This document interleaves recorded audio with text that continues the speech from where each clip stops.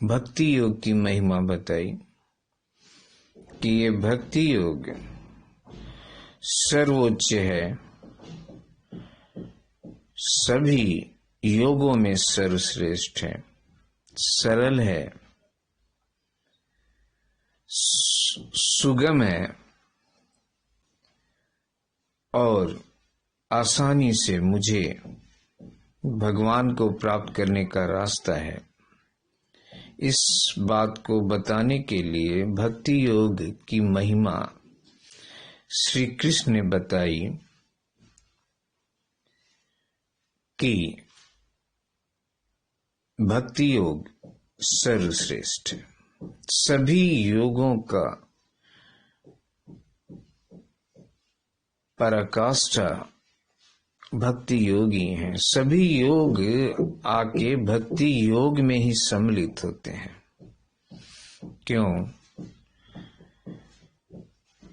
भक्ति योग में की पराकाष्ठा में भक्त प्रति क्षण वर्धमान प्रेम युक्त होता है और यही सभी योगों का पराकाष्ठा है।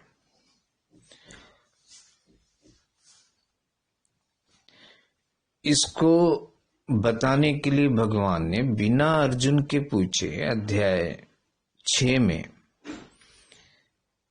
के अंत श्लोक से बताना आरंभ किया कि भक्ति योग की महिमा क्या है और सर्वश्रेष्ठ है, बिना अर्जुन के पूछे। क्यों? भगवान को भक्ति योग इतना पसंद है, इतना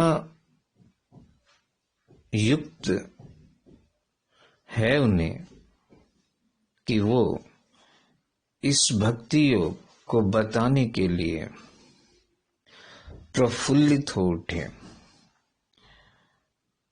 उनकी रोम रोम इसको बताने के लिए प्रफुल्लित हो उठा और बिना अर्जुन के पूछे ही श्री कृष्ण बताना आरंभ कर देते हैं भक्ति योग की महिमा को। भक्ति योग को श्री कृष्ण ने 7वें अध्याय से आरंभ करके 12वें अध्याय तक इसकी चर्चा की। वैसे तो गीता में सभी जगह भक्ति योग, ज्ञान योग, कर्म योग मिलते हैं, लेकिन मुख्य रूप से भक्ति योग यहीं संपूर्णता से मिलते हैं। इसको बताने के लिए श्री कृष्ण अर्जुन को अध्याय 1 में समग्रमम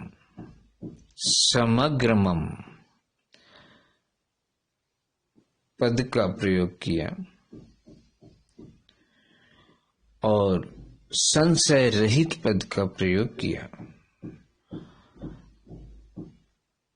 और इसको मैं संपूर्णता से कहूंगा, इसका प्रयोग किया।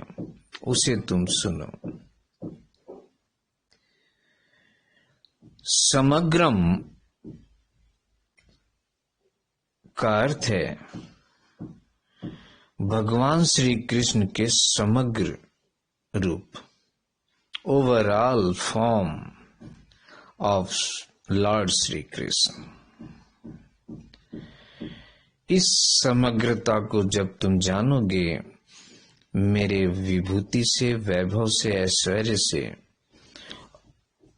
और मेरे में अनन्य भक्त रख के, अनन्य भाव रख के, मेरे परायण होके, आश्रित होके, तब तुम संशय रहित होके मुझे जान पाओगे।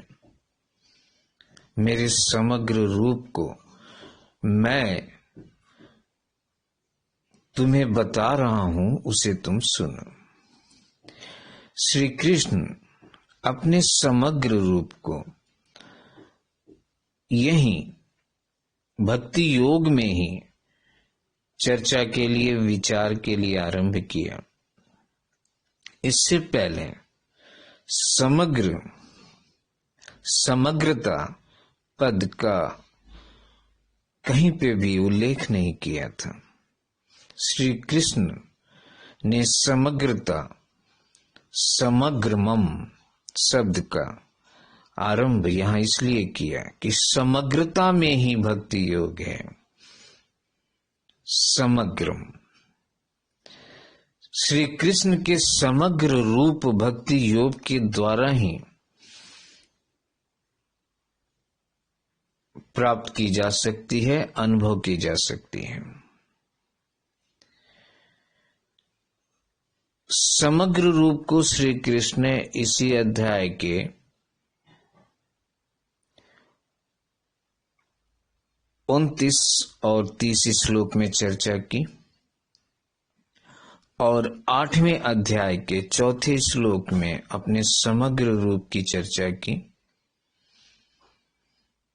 और 7वें अध्याय के 1 श्लोक में श्री कृष्ण ने यहीं से समग्र शब्द को, पद को सर्वप्रथम प्रकट किया अपने वाणी से कि मुझे तुम समग्र रूप से जान पाएगा जब तुम मेरे ऐश्वर्य, विभूति, वैभव, शोभा, मेरे श्री के रूपों को संपूर्णता से, अनन्य भाव से, अनन्य भक्ति से जान पाएगा। परायण होके, आश्रित होके, मुझ पे समर्पित होके, शरणागति होके तू जब सुनेगा तब तू मेरे इस समग्र रूप को जान पाएगा।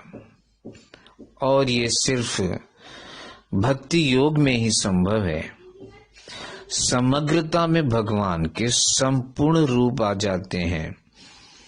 ज्ञान योग और कर्म योग में साधक जान सकता है, प्राप्त कर सकता है, बट भक्ति योग में जान भी सकता है, प्राप्त भी कर सकता है और दर्शन भी कर सकता है।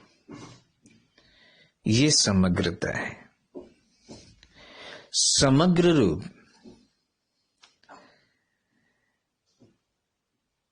जिसमें श्री कृष्ण ने सगुण निराकार, निर्गुण निराकार और सगुण साकार रूप की को बताया, वैसे ही श्री कृष्ण ने ब्रह्मा, जीवात्मा, कर्म,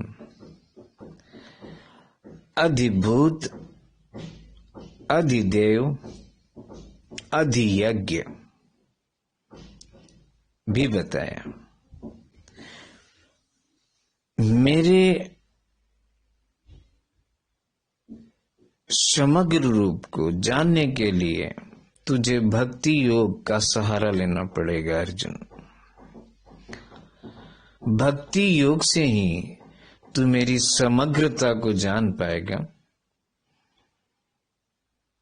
इसके लिए भगवान श्री कृष्ण दूसरा श्लोक आरंभ करते हैं 7वें अध्याय का, जिसमें श्री कृष्ण ने कहा, ज्ञानम ते अहम सविज्ञान मिदम वक्ष्याम्य शेषतः यज्ञ ज्ञात्वा नेह भूयो अन्य ज्ञातव्य मवशिष्यते। अर्थात व्याख्या है, मैं तेरे लिए इस विज्ञान सहित तत्व ज्ञान को संपूर्णता से कहूंगा, जिसको जानकर संसार में फिर कुछ भी जानने योग्य शेष नहीं रह जाता। विज्ञान सहित ज्ञान, विज्ञान सहित तत्व ज्ञान को संपूर्णता से कहूंगा। ये श्लोक भक्ति योग के प्रसंग में, प्रकरण में बहुत महत्वपूर्ण है, कारण कि यहाँ श्री कृष्ण विज्ञान सहित ज्ञान अर्थात श्रीमद् भगवद गीता में ज्ञान है और भक्ति योग है। ज्ञान में कर्म योग भी आ जाता है, ज्ञान योग भी आ जाता है, भक्ति योग में भक्ति योग आता है, संपूर्णता आती है। विज्ञान को श्री कृष्ण ने यहाँ भक्ति योग की संज्ञा दी है और ज्ञान को ज्ञान योग कर्म योग की संज्ञा दी है कि मैं तुझे अर्जुन विज्ञान सहित ज्ञान, अभी तक तो मैंने ज्ञान ही ज्ञान बताया, अब तुझे मैं विज्ञान भी बताने जा रहा हूं, भक्ति योग बताने जा रहा हूं, समग्रता बताने जा रहा हूं, जिसको जान के अर्थात तू ज्ञान भी जान जाए, विज्ञान भक्ति भी जान जाए, तो संपूर्णता से फिर जान जाए, फिर कुछ भी शेष नहीं रहेगा। यहां पे कुछ भी शेष, इसमें कुछ भी शेष नहीं रहेगा। तू संपूर्णता से जान जाएगा। अर्थ है कि जब अर्जुन तू मुझे तत्व से जान लेगा, तत्व से तू मेरे विज्ञान को भी जान जाएगा, ज्ञान को भी जान जाएगा, तो तू मुझे संपूर्णता से समग्र रूप से जान जाएगा। वैसे ही जैसे स्वर्ण आभूषणों में नाना प्रकार के स्वर्ण आभूषण होते हैं, लेकिन तत्व सिर्फ सोना है। श्री कृष्ण यहां अपने आप को सोना, महाकारण तत्व बता रहे हैं कि मैं सोना हूं। आभूषण तो कितने प्रकार के हो सकते हैं, लेकिन मैं सोना हूं, तत्व हूं, महाकारण हूं सभी वस्तुओं में। ये महाकारण ज्ञान है और सब में मैं ही हूं, मेरे सिवा कुछ नहीं, सब में भगवान ही है, ये जानना विज्ञान है अर्थात भक्ति है। मैं तुम्हें विज्ञान सहित ज्ञान अर्थात समग्र रूप को बताऊंगा, जिसमें कुछ भी जानना शेष नहीं। इससे पहले 10वें अध्याय के 19वें श्लोक और 40वें श्लोक में,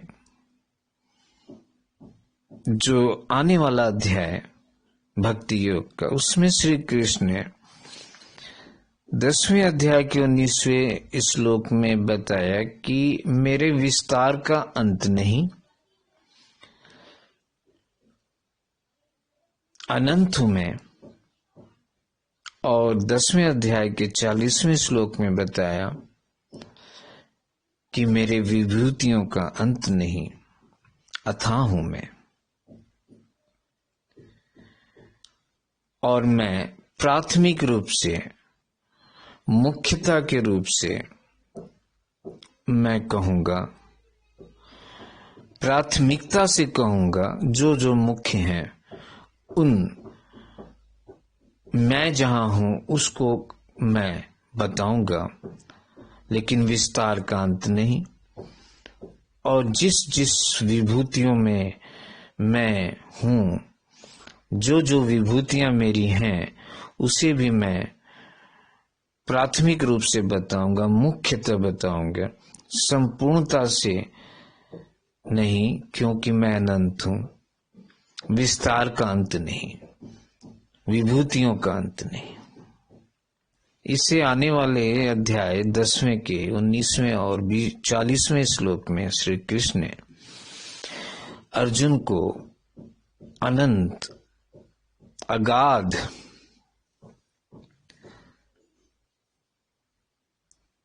बताया। लेकिन यहां श्री कृष्ण ने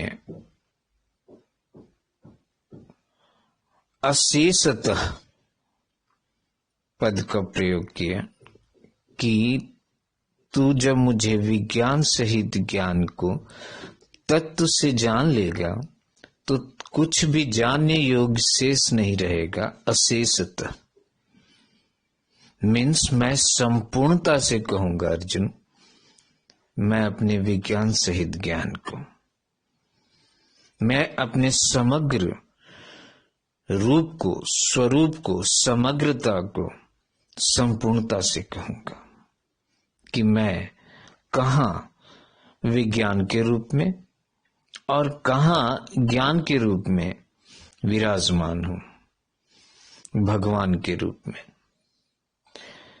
श्री कृष्ण इस विज्ञान सहित ज्ञान को बताने के लिए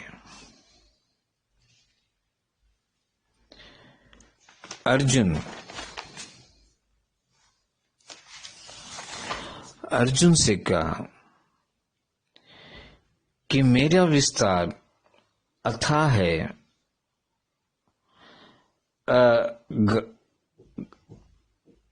अनंत है,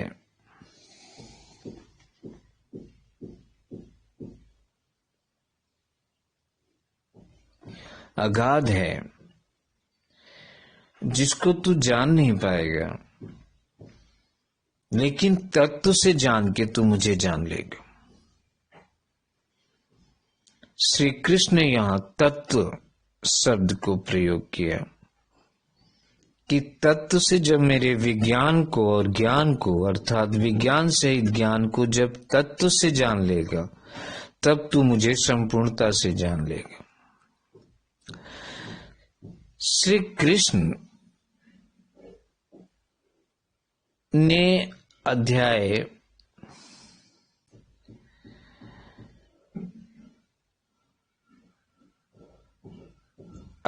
10 में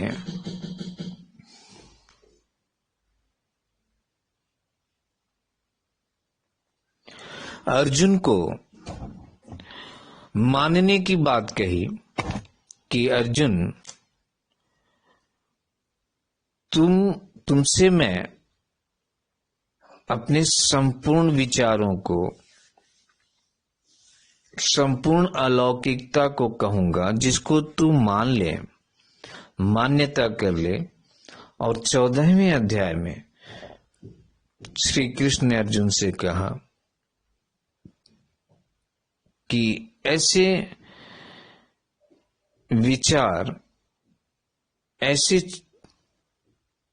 पदों को मैं बताने जा रहा हूं जिसको जान के ऋषि मुनि सिद्धि प्राप्त किए, उत्कृष्ट विचारों को, ज्ञान युक्त। श्री कृष्ण ने ज्ञान मार्ग में जानने की महत्ता बताई और भक्ति मार्ग में मानने की, अर्थात मान्यता की बात बताई। मनुष्य की मान्यता तब तक उसके साथ रहती है जब तक मनुष्य खुद स्वयं उसे निकालता नहीं, उस मान्यता को। वो मान्यता उसके साथ तब तक रहती है जब तक वो माना रहता है। और भक्ति योग में मान्यता की मुख्यता होती है, ज्ञान मार्ग में जानने की मुख्यता होती है। श्री कृष्ण ने अध्याय 10 के प्रथम श्लोक और 14वें अध्याय के प्रथम श्लोक में ज्ञान मार्ग में जानने की महत्ता और 10वें अध्याय के प्रथम श्लोक में मानने की, भक्ति मार्ग में मानने की महत्ता को बताया और ये भी बताया कि मानने वाला अंत में जान जाता है और जानने वाला अंत में मान लेता है। दोनों एक ही जगह आके मिल जाते हैं अंत में, पराकाष्ठा में, जब वो भगवत प्राप्ति की स्थिति में होते हैं। तो दोनों का जो पराकाष्ठा है, जो लक्ष्य है, आकांक्षा है, जो उद्देश्य है, एक ही जगह है, एक ही स्थान पे आके स्थित होती है, जिसमें मनुष्य, जिसमें वो साधक, वो सिद्ध प्राप्त योगी प्रतिक्षण वर्धमान प्रेम युक्त श्री कृष्ण में लीन रहता है, भगवान में लीन रहता है। इस जानने और मानने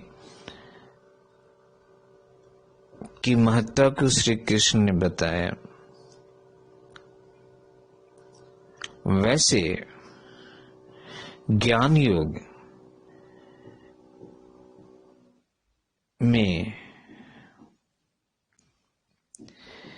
अखंड रस की प्राप्ति होती है और भक्ति योग में प्रतिक्षण वर्धमान प्रेम की प्राप्ति होती है।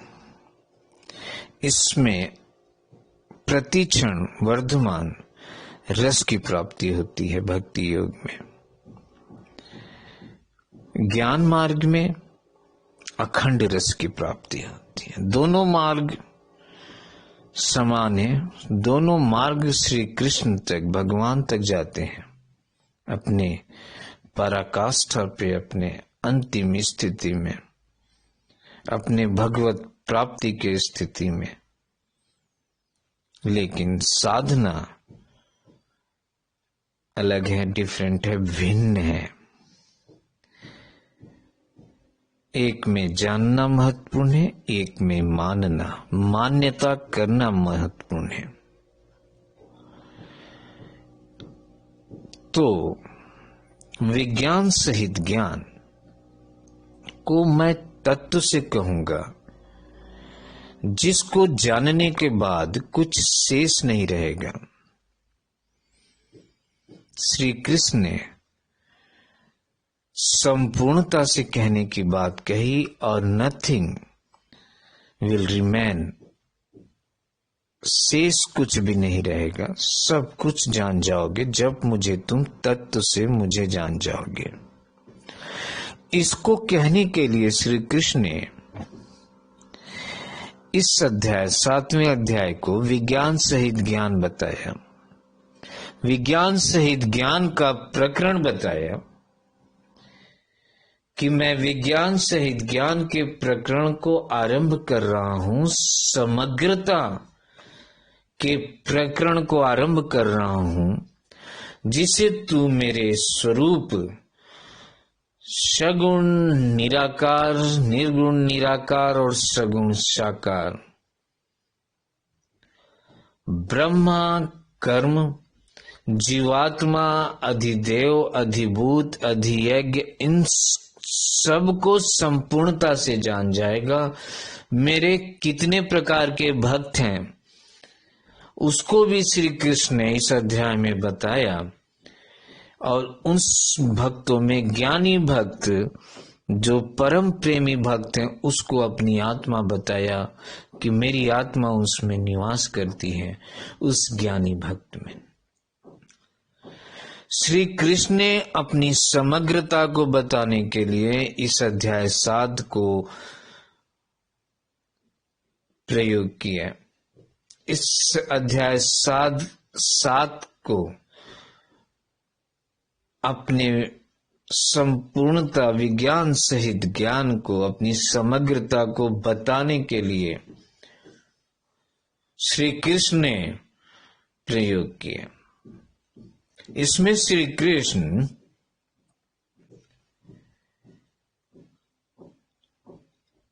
श्लोक 4 से श्लोक 6 तक में श्री कृष्ण ने बताया कि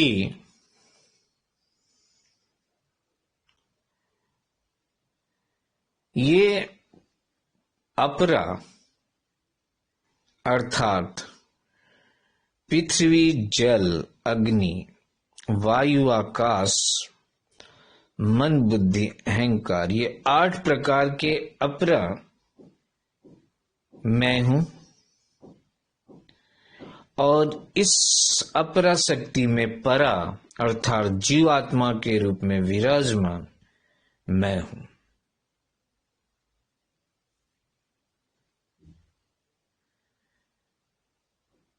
इसमें आगे के श्लोक में श्री कृष्ण ने सम, रज, तम और सत्य गुण में जो भाव है वो मैं हूं, और सभी जीवों का बीज मैं हूं।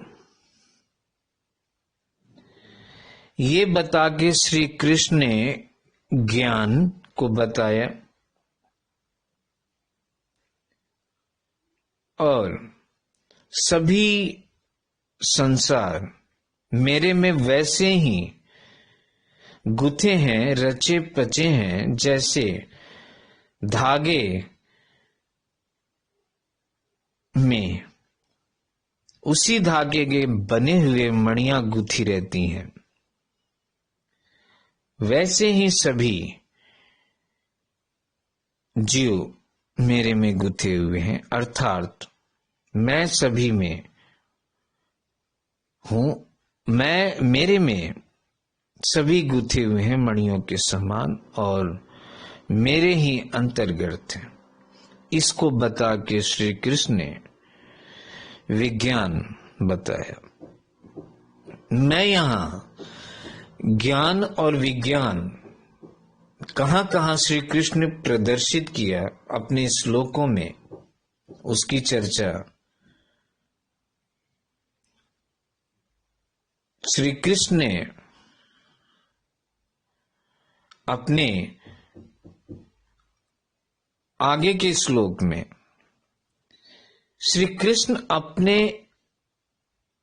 श्लोकों में ये बताया, जहां मैं महाकारण हूं, हर तत्व में, हर संसार में, हर जगह, हर लोक में मैं महाकारण के रूप में विराजमान हूं, ये ज्ञान है। और जिसे ये अनुभूति हो जाए कि हर जगह भगवान है, भगवान ही है, सब कुछ भगवान ही है, इसकी अनुभूति हो जाए, अनुभव हो जाए, वो विज्ञान है।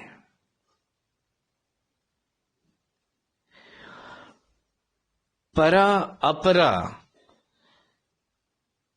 तत्व की सत्ता नहीं, ये जानना ज्ञान है। और परा अपरा मेरे ही द्वारा है, मेरे में ही है, मेरे सत्ता के ही द्वारा है, ये इसकी अनुभूति कर लेना, ये विज्ञान है। ये संसार मेरे द्वारा उत्पन्न हुआ है और मेरे में लीन हो जाता है, इसको जान लेना ही ज्ञान है।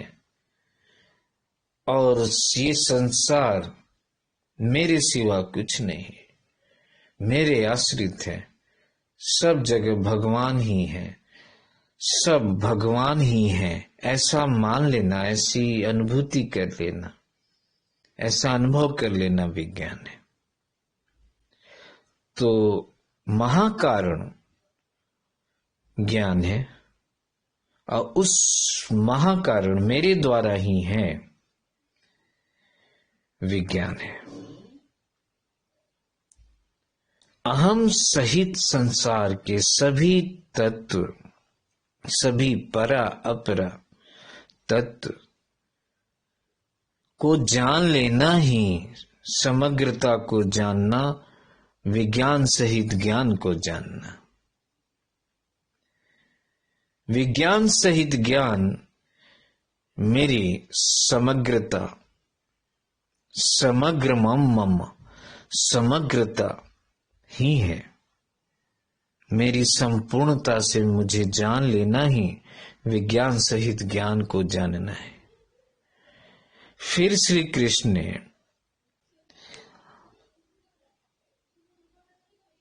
सातवें श्लोक में अपने मणि और धागे से गुथा हुआ संसार को बताया। इसके बाद 8वें श्लोक से 12वें श्लोक तक फिर विज्ञान क्या है और ज्ञान क्या है बताया।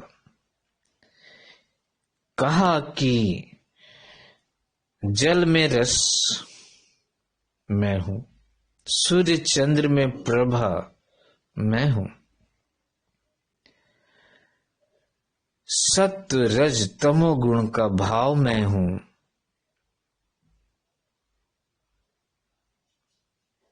ये बता के श्री कृष्ण ने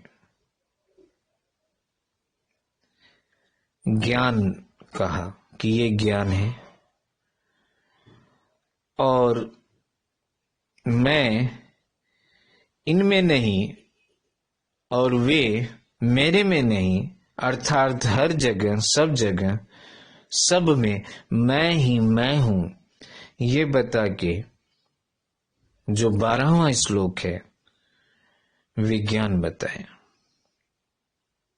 भक्ति बताई, समग्रता बताई, सब कुछ मैं ही हूं बताई, वासुदेव सर्वम बताई कि सब जगह मैं ही हूं, सब में मैं ही हूं, तत्व के रूप में, महाकारण के रूप में मैं विराजमान हूं, सभी में हूं, ये विज्ञान बताई। फिर श्री कृष्ण ने 13वें श्लोक से लेके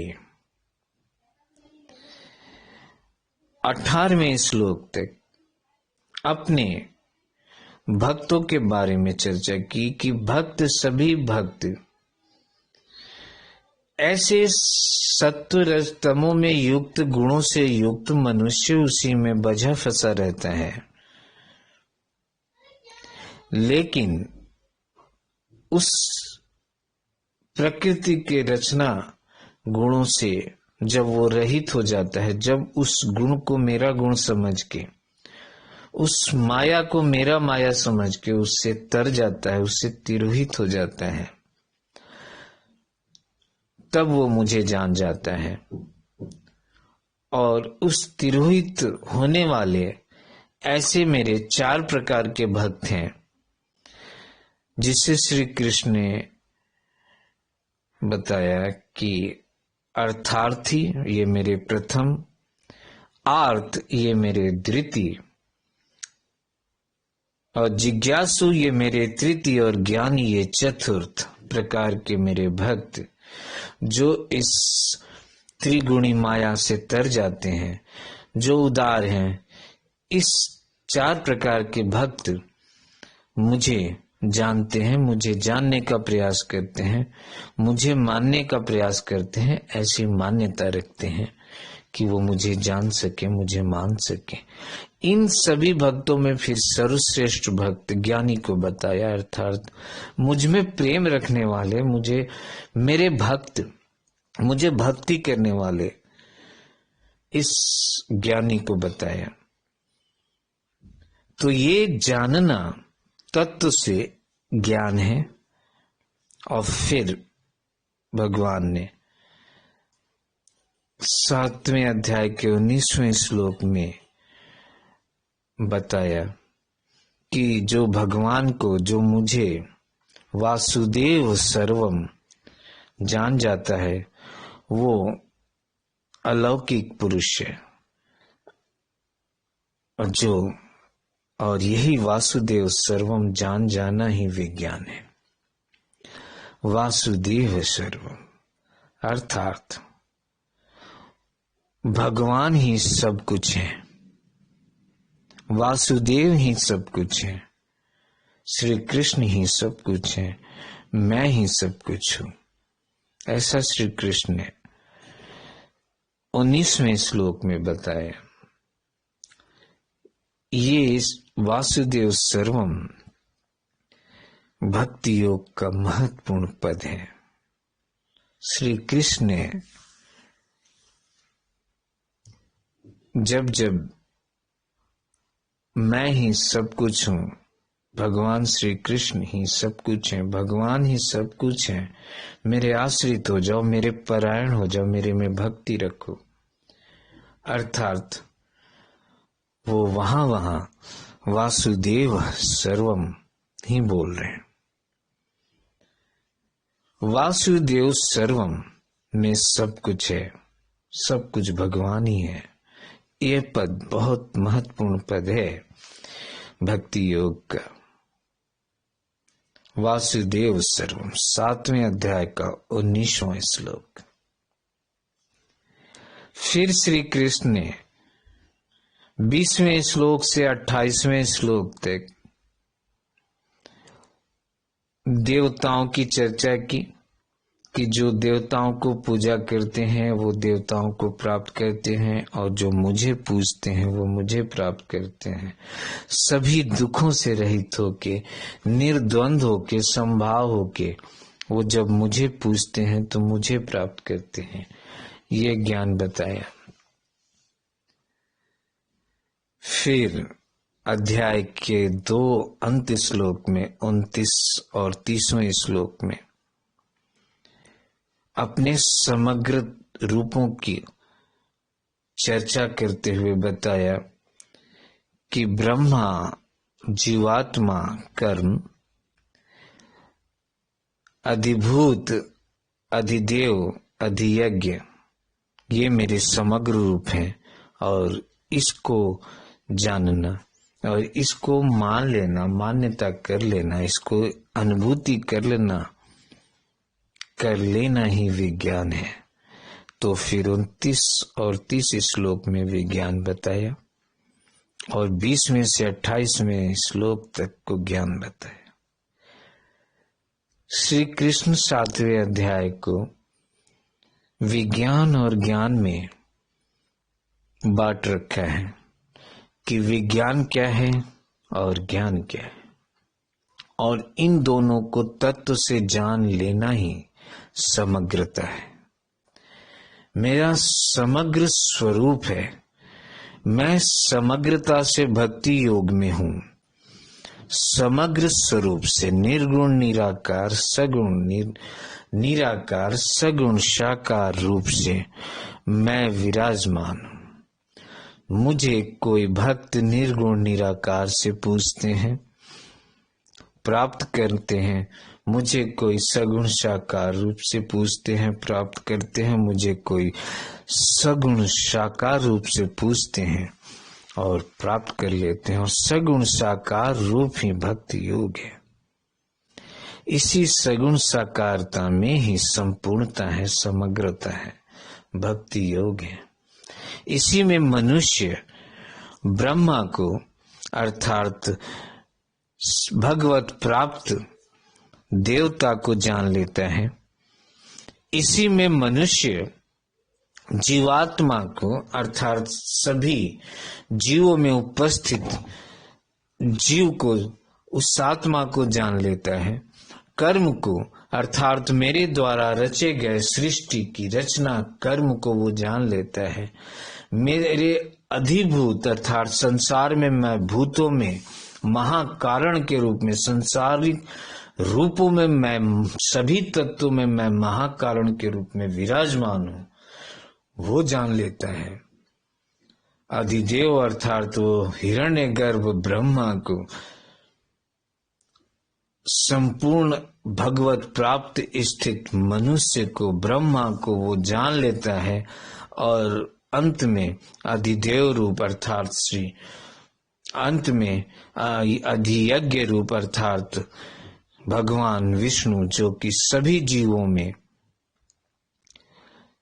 विराजमान है, सभी जीवों के हृदय में विराजमान है, उस विष्णु की चर्चा अधियज्ञ के रूप में किया कि सब रूप संपूर्ण रूप समग्रता को वो मनुष्य मुझे जान जाता है जब वो विज्ञान सहित ज्ञान को तत्व से जानता है, वो मेरे समग्रता को जान जाता है।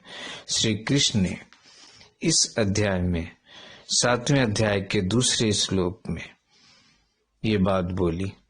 और अगर इस विज्ञान सहित चर्चा को चर्चा करें कि कहाँ विज्ञान बोला कहाँ ज्ञान बोला, तो इस संपूर्णता को इस श्लोक में बताए गए विज्ञान को और दूसरे श्लोक में बताए हुए ज्ञान को अलग अलग रूपों से उनकी व्याख्या श्री कृष्ण ने की कि कहाँ मैं ज्ञान के रूप में हूँ और कहाँ मैं विज्ञान के रूप में हूँ, या कहाँ मैं महाकारण के रूप में हूँ और कहाँ सब कुछ मैं ही हूँ इसकी अनुभव होती है, वो विज्ञान है, और कहाँ मैं विज्ञान के रूप में हूँ। ये अध्याय विज्ञान सहित ज्ञान बहुत महत्वपूर्ण है। इसमें श्री कृष्ण ने ये भी बताया कि कोई भी मनुष्य मुझे मन बुद्धि से जान नहीं सकता, कोई भी ऋषि, कोई भी महर्षि, कोई भी तत्वज्ञानी मुझे संपूर्णता से मेरी विभूतियों को, मेरे विस्तार को नहीं जान पाएगा। क्यों? क्योंकि मैं उनसे भी पहले हूं, अलुप्त अवस्था में उनसे भी पहले विराजमान हूं। अब कोई मुझे मन बुद्धि से भी नहीं जान सकता, क्योंकि मैं मन बुद्धि से परे हूं। मैं श्रद्धा से ही जान सकता हूं, जो विवेक से उत्पन्न है, और वो भी श्रद्धा से, भक्ति से मेरी समग्रता को, संपूर्णता को शरणागति होके, आश्रित होके, मेरे परायण होके ही वो मनुष्य मुझे, मेरे संपूर्णता को, मेरे समग्रता को जान सकता है, मेरे विज्ञान सहित ज्ञान को जान सकता है, मेरे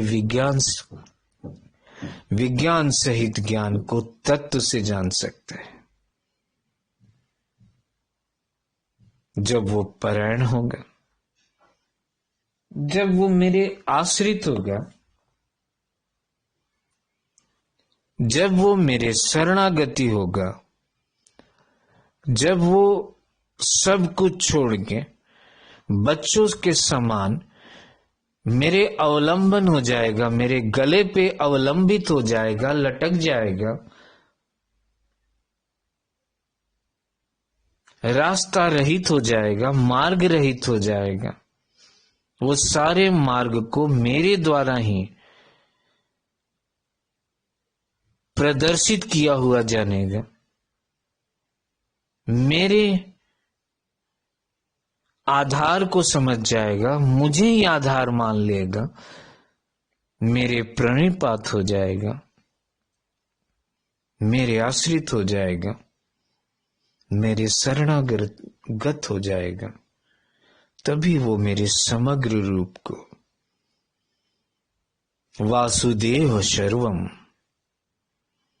जान पाएगा। मेरे विज्ञान सहित ज्ञान को तत्व से जान पाएगा,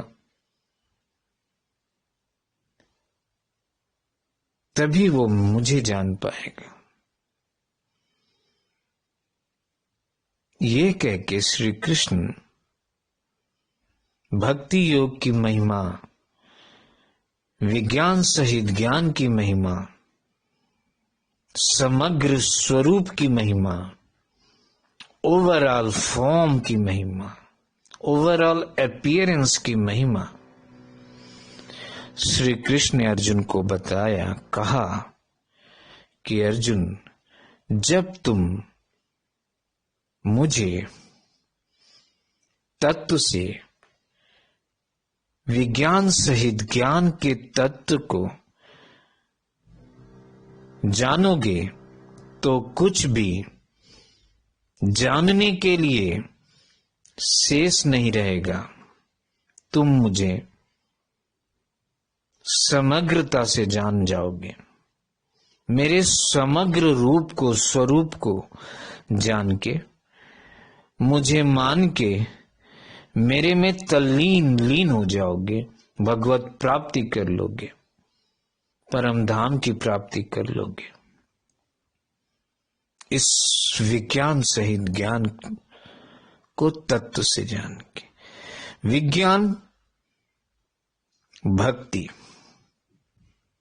ज्ञान सभी में महा कारण के रूप में मैं विराजमान, वो विराजमान होना ही ज्ञान है। कारण के रूप में, महाकारण के रूप में, तत्व के रूप में। और मुझे अनुभूति कर लो कि वासुदेव सर्वम, भगवान ही सब कुछ है। इसकी अनुभूति हो जाना ही विज्ञान है, यही भक्ति है। और जो मनुष्य भक्ति योग से, भक्ति मार्ग से साधना करता है, वो मुझे संपूर्णता से, समग्रता से जान पाता है। मेरे समग्र रूप को जान जाता है। अधिभूत को भी, अधिदेव को भी और अधियज्ञ को भी, ब्रह्मा को भी, जीवात्मा को भी, मेरे कर्म, सृष्टि रचना को भी, मेरे निर्गुण निराकार स्वरूप को भी, मेरे सगुण निराकार स्वरूप को भी और सगुण साकार स्वरूप को भी। समग्र रूप यही है। समग्रता श्री कृष्ण की यही है। वासुदेव सर्वम यही है। भक्ति योग है। श्री कृष्ण हर जगह, हर रूप में, सब जगह, हर तत्व में विराजमान है। ऐसा जानना ही ज्ञान है। और सब भगवान श्री कृष्ण ही हैं, सब भगवान ही हैं को अनुभव कर लेना, की अनुभूति कर लेना ही विज्ञान है।